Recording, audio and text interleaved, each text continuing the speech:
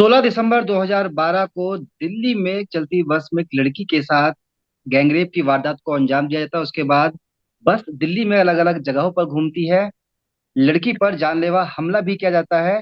और इस सनसनीखेज घटना के बाद देश भर में धरने प्रदर्शन होते हैं, सरकार से सवाल जवाब होते हैं। हालांकि इलाज के दौरान निर्भया नाम की इस लड़की की मृत्यु भी हो जाती है।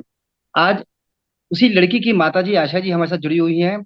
जानेंगे इनसे 10 साल में क्या कुछ बदला और जो उम्मीदें इस केस के बाद लगाई गई थी, क्या वाकई दिल्ली और देश के अंदर अब महिलाएं, बच्चियां, लड़कियां सुरक्षित है। आशा जी, स्वागत है आपका नवोदय टाइम्स पंजाब केसरी ग्रुप में। जी। जी मैडम, 10 सालों का एक दर्द भरा सफर आपने तय किया है। सरकारें बदलती रही। क्या आपको लगता है कि जो एक कोर्स था 10 साल पहले, वो आज पूरा हो पाया है? जी, आज 16 दिसंबर है। 10 साल आज पूरे हो गए। जी। 10 साल का टाइम तो बीत गया, लेकिन अगर हम महिला सुरक्षा और बच्चियों की सिक्योरिटी की बात करें या न्याय की बात करें, तो हमें नहीं लगता है कि इसमें कुछ बदलाव हुआ है। क्योंकि आज भी घटनाएं उसी तरह, उसी रफ्तार से, बल्कि और ज्यादा हो रहा है हम्म। और आंकड़े बढ़ रहे हैं। तो 2012 में जो चीजें बदलने के लिए बड़े बड़े वादे हुए, बड़ी बड़ी बातें हुई, कानून बनाए गए, देश विदेश में बहुत सारा आक्रोश भी था। जी। सब लोगों ने आवाज उठाई कि नहीं, महिलाओं की सिक्योरिटी सुरक्षा होनी चाहिए, निर्भया को इंसाफ मिलना चाहिए।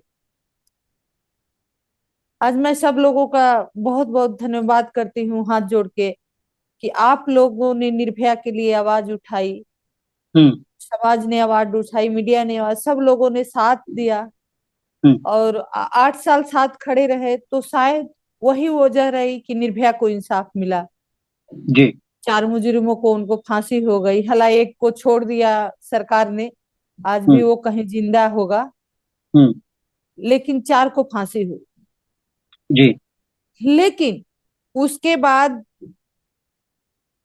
महिला ना किसी को इंसाफ मिला, और ना ही हमारी महिलाओं के सुरक्षा के प्रति कोई ठोस कदम उठाए गए, या कोई जमीनी स्तर पर काम हुआ। चाहे हमारी सरकार हो, चाहे पुलिस व्यवस्था हो, या कोर्ट न्यायालय हो, अपने रफ्तार पे ही चलता रहा। आज देश की, समाज की, दिल्ली की बात करें, दिल्ली की समस्या ये है कि हमारी बच्चियां कहीं भी सुरक्षित नहीं है। हम्म। मैडम, आशा जी, निर्भया के नाम पर बहुत कुछ चीजें शुरू करने की बात सरकार ने कही थी। निर्भया फंड की बात कही थी, ट्रस्ट की बात कही थी, कानून तमाम सख्त बनाने की बात कही थी। क्या वो सब काम हुए? जी, नहीं हुए। निर्भया के नाम से तो कुछ भी नहीं बना। हाँ, एक फंड बना था, फंड बनाया हम्म। गया था। हम्म। सरकार का वो फंड है, सरकार ने बनाई थी। और उस टाइम महिलाओं को, या उस बढ़ती भीड़ को, धरना प्रदर्शन को संतोष देने के लिए, या उनको आश्वासन देने के लिए एक फंड बनाया गया और निर्भया का नाम दिया गया। हम्म। और ये कहा गया कि नहीं, इस फंड के पैसे से महिलाओं की सुरक्षा के लिए कानून व्यवस्था, पुलिस व्यवस्था, चाहे उनके सिक्योरिटी के लिए काम होगा। लेकिन 10 साल बीत गए, नहीं हमारी महिलाएं, बच्चियां सुरक्षित हुई, महिलाएं सुरक्षित, या नहीं किसी को उस फंड से, किसी रेप सर्वाइवर को या विक्टिम को किसी को फायदा हुआ, किसी को क्या उससे मदद भी नहीं मिली। जी, आप कह रहे हैं कि निर्भया के नाम पर फंड बना लेकिन उससे किसी को मदद नहीं मिली। क्या कोई आधिकारिक आंकड़ा है आपके पास, या आपको ऐसा लगता है कि फंड जरूर बना लेकिन किसी को फायदा उससे नहीं पहुंचाया गया? देखिए, उसके बारे में मुझे बहुत ज्यादा जी। जानकारी नहीं है, क्योंकि मैं उसमें, मेरा कोई लेना देना नहीं। जी, जिस काम के लिए महिलाओं गाड़ियां के ली गई साथ थी। अन्याय हुआ कि जो महिलाओं के नाम पे जो फंड, पैसे इकट्ठे करे गए फंड में, उससे क्या दिल्ली हमारी सुरक्षित हुई?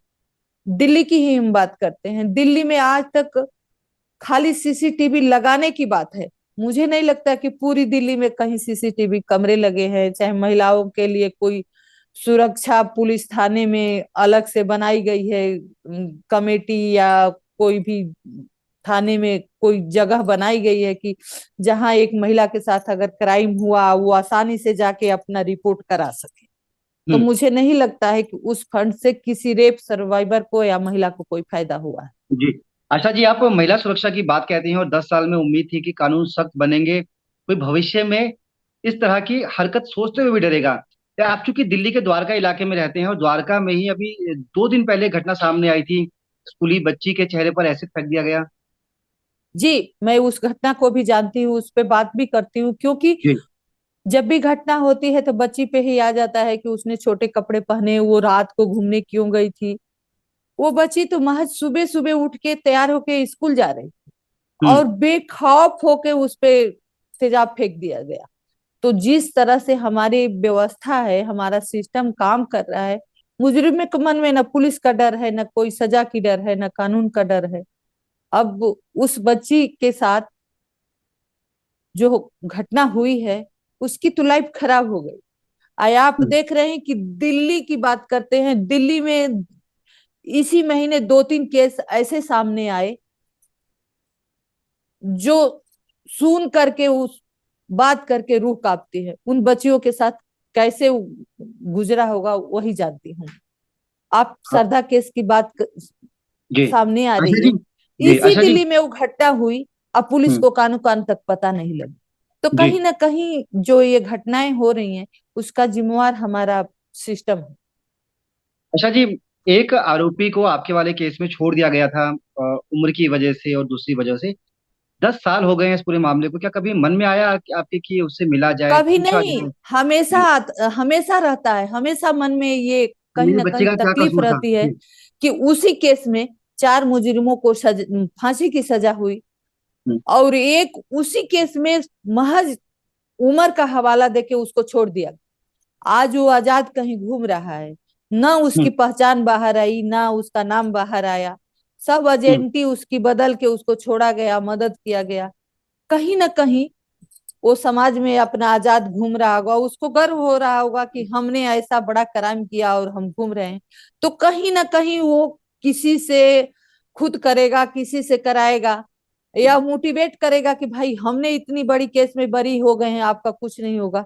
तो ये भी एक समाज में गलत संदेश ये देगा। बिल्कुल गर्व वाला ये मुद्दा नहीं है, ये बल्कि शर्मनाक घटना है पूरी तरह से।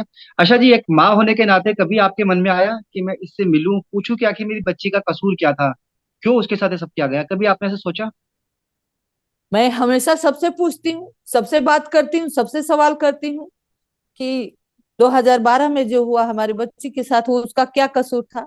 जो हम्म। आज भी घटनाएं हो रही है, जो 2 दिन पहले द्वारका में बच्ची पे एसिड डाला गया था, उसका क्या कसूर है। हम्म। वो घर से जा रही है, स्कूल के लिए जा रही है, उसी तरह हमारे बच्ची भी कुछ काम से ही गई थी।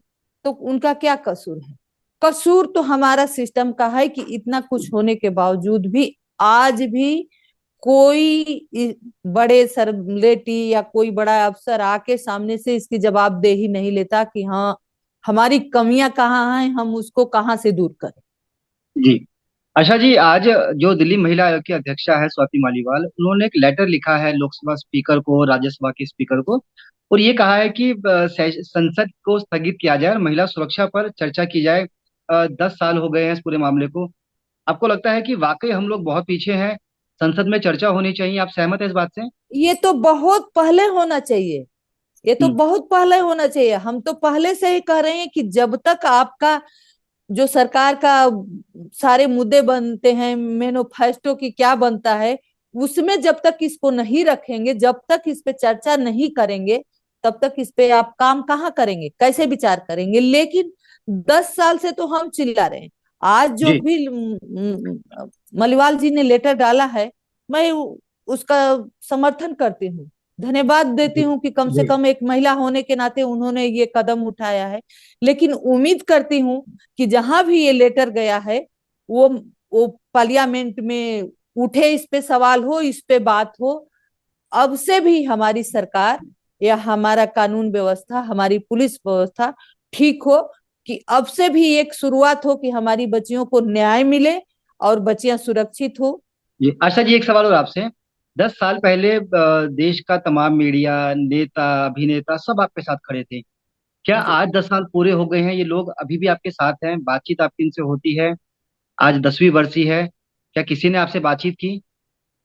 जी, बहुत लोग बात करते हैं, खासकर 16 दिसंबर को तो मेरे को नहीं लगता है कि किसी को याद जी। नहीं होगा, सबको याद रहता है। हम अपनी अपनी एक व्यवस्था है, हम सबसे बात नहीं कर पाते हैं, सबसे मिल नहीं जी। पाते हैं।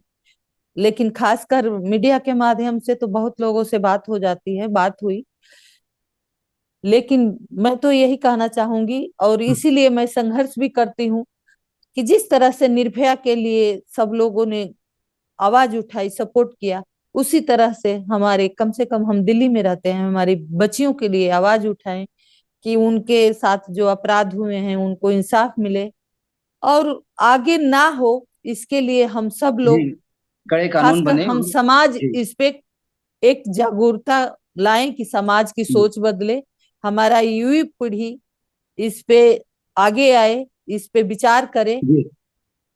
और चलिए। हमारी जो जी। महिलाओं का, बच्चियों का अधिकार है उनको मिले।